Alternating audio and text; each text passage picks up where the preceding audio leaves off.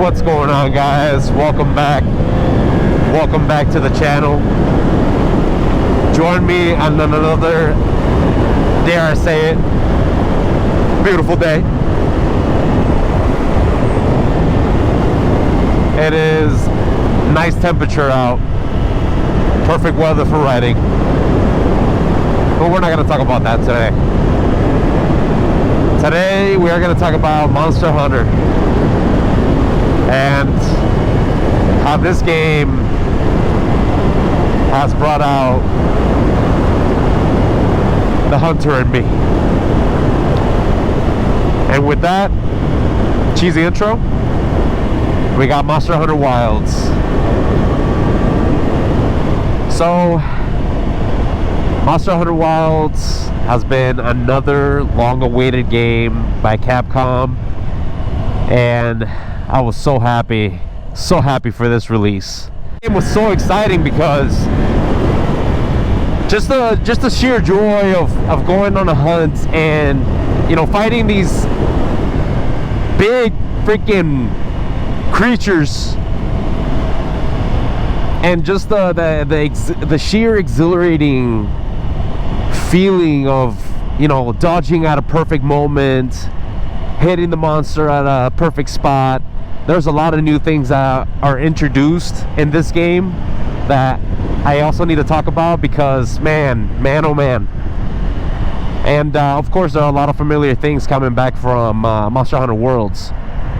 So real quick about Monster Hunter, I've started playing Monster Hunter since PSP. So I didn't start on the PS2. For me it was PSP with Monster Hunter 1. And let me tell you, if you've never played Monster Hunter 1, compare that to this and see which one you like more. It's a rhetorical question, but if you've never played it, or you know what, even better, Monster Hunter 2 for the PSP, play that and compare it to this and see which one you like more. This game, I want to start out with like how the game plays itself. So it feels familiar to Monster Hunter Worlds if you've played that before. If not, I mean, it's pretty much like a regular, you know, RPG game. You just run around and your weapon sets. So you have different types of weapons. You have your giant sword, you have your hammer, you have like bow and arrow, you have your cross gun, dual blades. I'm a dual blader myself. I've always been a dual blader. So in this game I didn't really try out any other weapon from the get-go. I only played as dual blade. As I'm not very good with the monster names either. There's some that I will remember, like Rathalos is like my favorite one, so that one I will always remember. But yeah, there's a lot of names, and throughout the years there's been a lot of different iterations of monsters. There's been like tempered class and you know, golden, or like colored different monsters and all that stuff. So with time I just got used to like calling them you know, a certain name. Like for example, in this game you have like Chematrice, which is like a giant fire chicken, and that's the little like nickname for me. It's the fire chicken. And you know, Ajarkon is like a fire monkey. So yeah, I got used to doing that, and I prefer to do it that way. It simplifies it for me. So the game pretty much plays like a regular RPG. They just have like the extra elements in the fighting itself. This game introduces like focus attacks. So now you can like kind of aim with the trigger button as if you're gonna aim for a specific spot, and then when you strike, you're gonna strike that specific spot. So it's not like before where you had to like kind of like aim for the, you know, area itself and like hit it consistently. So now it kind of simplifies that a little bit, and that's gonna be another main thing about this game is simplification. Mechanics in this game that are oversimplified, to which it's nice, but also it kind of takes a little bit of the traditional fun from the game. And let me explain why. For starters, no one cooks for you anymore, so you cook for yourself. In the old games, I got used to the fact that every time you ate a meal, it would go to a battle. Like whenever you would go to a battle, you would eat beforehand, you would get your buffs, and then you would do that. Once the battle is completed, and then you finish your task, that's it. You move on to the next thing. And then you would have to eat again. That's how you would, traditionally, that's how you would choose your tasks. You would just, you pick your list, get one, accept it, let's go. In this game, it still has it. But what's changed drastically is the fact that now the whole world is one map, which is amazing, because even in Monster Hunter Worlds, it wasn't even like that. Like in Monster Hunter Worlds, you basically had to like do the same thing, like choose from the list, pick the task or quest, start it out, you would go to the area, then when you're done you come back. In this game, no, like there are in between loading screens from when you change from one region to the next, but it's all one continuous area. So that itself, it changes the overall mechanic, because every time you eat a meal, you no longer eat a meal to leave and come back and you have to do it again. Like you eat a meal and let's say it lasts from 30 minutes or you buff it up to 50 minutes. Well, in this case, you would have to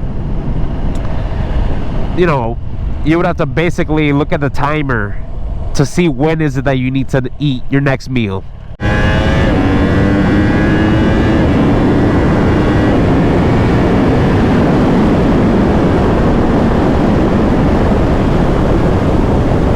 Yeah, for that alone, that's definitely different.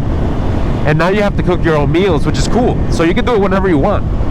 Like you take your cooking pit, your barbecue pit, and you basically cook whenever you want, which is neat. Like I've even cooked in the middle of a quest, and like while I'm fighting the actual monster itself, right behind it, cooking real quick, cuts out to the cutscene, boom, done. You get your buffs, you're back to the battle. I don't know how that actually happens, but you know what? I'll take it. The other thing about this game is that farming doesn't feel the same anymore. So before, like, you wanted to grind and you wanted to farm the crap out of stuff so that way you can like build your perfect armor, have the equipment that you wanted. And then, yeah, in this game you can still do that for the equipment, but for when it comes to like creating your own buffs, your own armor buff, your own strength buff, your own your potions, your mega potions. They did use that before in the Monster Hunter Worlds, where like it auto crafts for you and you can turn it on and off. But the other thing is that whenever you do a quest or like you do a specific task, whenever you get items for that, then like you keep them. So before I will tell you at the end of the mission, like, hey, quest items are gonna go back in the item box, and that's it. It's like, oh man, like I had all these stuff and then it wasn't even for me. It's like, nope, it wasn't even for you. So that's something where like now you keep everything. So eventually you're just gonna have a surplus of items. Like you're just gonna have like a bunch of stuff, and it's awesome. Like it's awesome for the people that need that stuff, but like I didn't really use much of it. To which the first starting monster, which a lot of people got to play on the beta, the Chotacabra, I literally had the Chotacabra armor set from the beginning of the game to the end of the game. And by the end of the game, I mean by chapter 3, because the game ends at chapter 3, and then it keeps evolving on to like, stronger monsters and unlocking more of the area, like looking around, trying to find like specific areas to grow upon for like the people. So I don't know if that says anything, But throughout the video, I'm just gonna put a video of, you know, like just me defeating all the monsters in order, so that way at least, you know, there's something to see in regards to that. Like I said, I've always been a dual blade wielder, so never really changed that setup, and it's worked out for me. So I mean, for a lot of people, they're like, no, use the giant, the great swords, because you're gonna get a lot of damage and that's how you're gonna get it. It's like, no, you can do it with a high DPS. So it's possible. You just gotta, you know, you just gotta play the game. And I mean, matches wouldn't take that long. I'm talking about, like, the most I took probably like 23-24 minutes, which, yeah, that one, that there were some battles that took a little longer than others, but average I would say like 15 minutes tops. So I don't know if that's good or not, but that was just my experience. And let me see, besides the cooking and like the way the whole map is now you have the Sacred. So the Sacred is going to be the mobility creature in this game. So pretty much when you get on it, man, you can fly. So when you chase after monsters, like, there is no more like when they're tired, they go to an area and they have enough time to rest. Like, you can literally catch up to them in seconds. So it keeps the battle like active, and it kind of, I feel like it rushes it in a way, because there is no chance to give to the monster itself. Like, there is none at all. So for that itself, I mean, it's cool. You know, I like the Sacred. It definitely helps out a lot, like for moving from one side of the map to the other. And there's also fast travel too. So I mean, you're not forced to like run everywhere. So you could do that as well. The storyline itself, for me, I liked it a lot. And it's very different because in traditional Monster Hunters, it's always been about like an elder dragon. It's like, oh, you know, our village is located in this spot, and then we have a giant elder dragon that they're gonna walk through this area. So it's like, you know, we gotta fight it off before it gets here. And then in every game, I'm always like, man, you can't just build it somewhere else. Like, it has to be in the path of the freaking elder dragon, or like it has to be close to where it is. Like, man, you can't just go to like an island, do it there. But nonetheless, and this game is different. So it starts out with Nada. He got separated from his village. It's the Keepers is what they're called, and he gets separated at first. There's a giant white monster. Eventually he's called the White Wraith to them, and he runs away. His family and friends are in peril, and he stumbles upon like your crew, which you're riding on like an airship, basically in the middle of the desert, looking for the new location of your, you know, of the village or the people, basically. And as you go to these lands, you do you're like doing research, and then you find out that, you know, it's not inhabited by monsters, at least not yet. You stumble upon Nada, and then you save him. Eventually time passes by, and he tells you about, you know, what happened and the White Wraith, and eventually you're helping him to look for his village. It's just that he can't really remember 100%. So as we play the game, it's, that part is basically the same. It's, you know, you're helping people going from area to area, and as you stumble across like new like friends, basically, like they have issues, and then you have to deal with their monsters, and whether, you know, whatever's terrorizing them. So in that element, it's about the same in just like another Monster Hunter game. So there are a lot of new monsters in this one. There's a Narcissilla. That's a giant spider warning, by the way, because there's a couple of them in this game. But yeah, there's a lot of new monsters. The game itself is very fun in how it plays, the way it is laid out.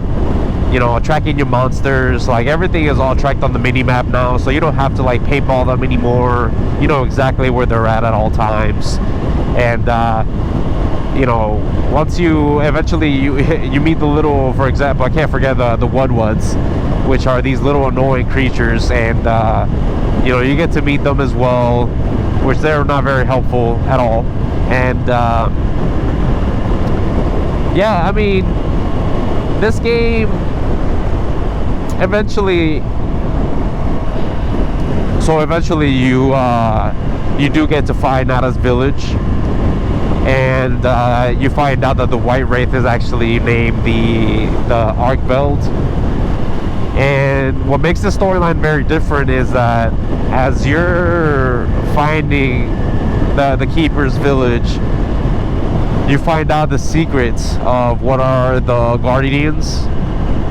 So it seems like there are some monsters that are created for like the will of man instead of like for their own will, which is what actually makes this game different. So Arkveld is basically the guardian of that village, so its job is to like keep any other monster away, protect it, but then something happened where it got corrupted. And I wouldn't really say it's corruption, it's just the fact that it started like fighting and killing for itself. Because another thing about these guardians is that they don't eat, apparently, which, if you think about it, man, that's really messed up. I mean, you have a guardian which protects you, and they don't eat anything, and they're kept around you at all times just to protect you. So that's crazy. So yeah, it basically starts killing for itself, and it starts eating. Like, it starts like eating, it's like chomping away. There's a certain part where you're about to like literally like try to fight it, and Nada's like, no, like let it have its own will, and it's like just chomping behind you. So you're just like, what is happening here? But you do eventually have to take it down, because it's it's not right. So after that, then you have the final boss. So the final boss is Zoshia.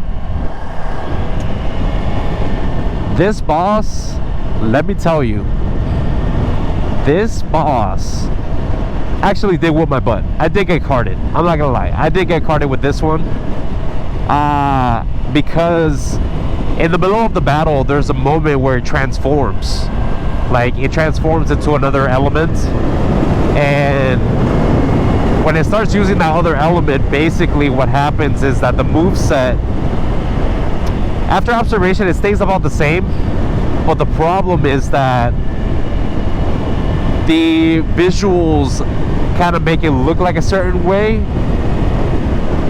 So when it's executed, like, you feel like you had to dodge one direction, but it's definitely a totally different direction. So for that, I did get carded with Zoshia, but eventually, of course, beat that, got it done. And yeah, the game wasn't too bad. I feel like it was a little more simple and a little too easy, which is why I stayed with the Chotacabra armor set the whole entire game, and I never really changed it. Which, now that I got this far and I'm technically beating the game, now I'm definitely gonna go back and get the Rathalos armor set, because I gotta have that for sure. But nonetheless, it was a great game. It was a great game, and I definitely recommend it. Recommended to play with friends and family online, of course, because they gotta have their own account. But I didn't really do too much online playing. I stayed I did single player for the entire game, just because I wanted to enjoy that experience. But yeah, it was definitely a great Monster Hunter game. If you guys play Monster Hunter, which one's your favorite? If you guys want to put it down in the comments, let me know.